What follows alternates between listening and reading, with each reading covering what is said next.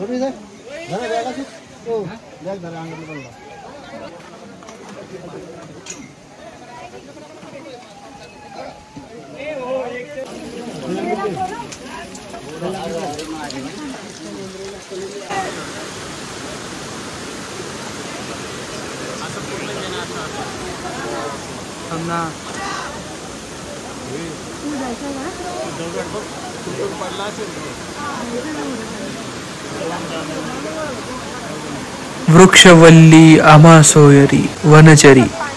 पर्यावरणाच्या बचावासाठी वृक्षारोपण आणि त्याला संवर्धन करणं हे खूप गरजेचं आहे. हे तुकाराम महाराज गेले 350 वर्ष आधीच सांगून गेलेले आहेत. ब्रह्मगिरी पर्वत हे महाराष्ट्रातील नाशिक जिल्ह्याजवळील एक महत्त्वाचा डोंगर आहे.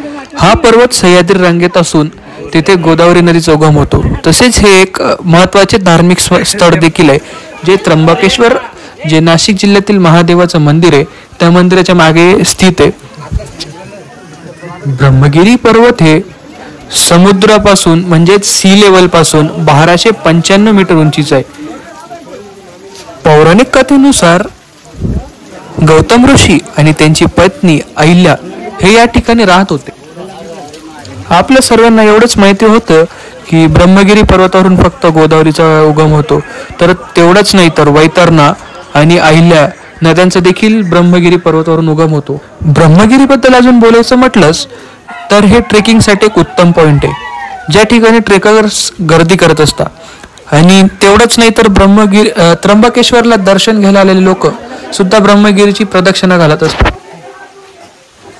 ब्रह्मगिरी पर्वतावर अनेक गुफा, लहान सहान मंदिरं आणि असे अनेक धार्मिक स्थळं देखील आहेत. नाशिक सिटीपासून त्र्यंबकेश्वरचं अंतर हे 30 ते 35 किलोमीटरच्या अंतरावर आहे. त्र्यंबकेश्वर म्हणजेच ब्रह्मगिरी पर्वताचं बेस लेवलचं गाव. आणि जर तुम्ही स्वतःच्या व्हेकलने येत असाल तर बेस्ट, पण जर तुम्हाला पब्लिक ट्रान्सपोर्टचा यूज घ्यायचा असेल तर तुम्हाला नाशिकची सिटी लिंक म्हणजे सिटी बस किंवा मग ऑटो व्हॅन उपलब्ध आहेत.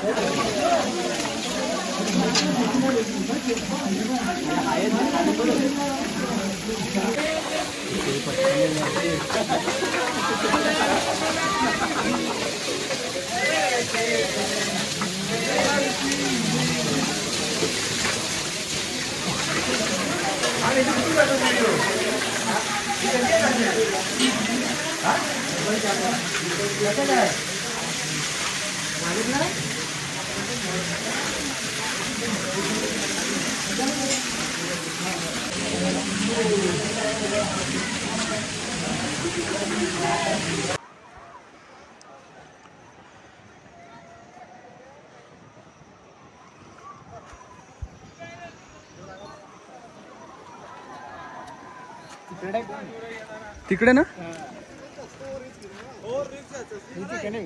रस्त्याला आता माहिती पाहिजे होतं कोणचा आहे 16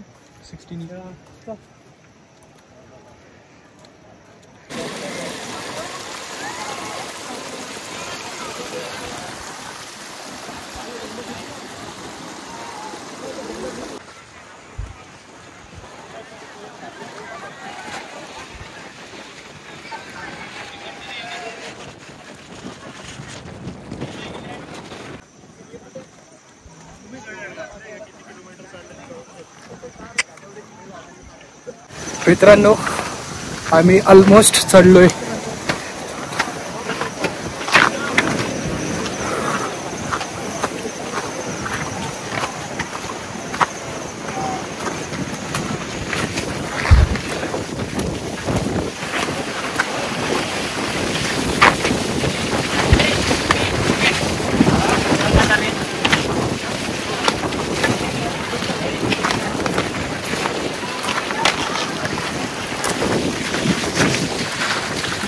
समीर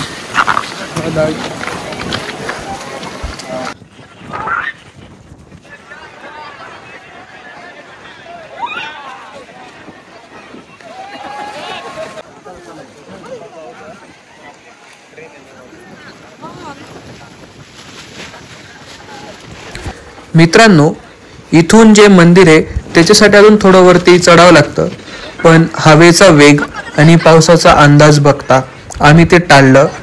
पण जर तुम्ही या व्हिडिओला भरभरून लाईक, शेअर आणि व्ह्यूज दिले तर पुढच्या व्हिडिओमध्ये आम्ही नक्की वरती जाऊन तो व्हिडिओ तुमच्यासाठी जरूर देईल.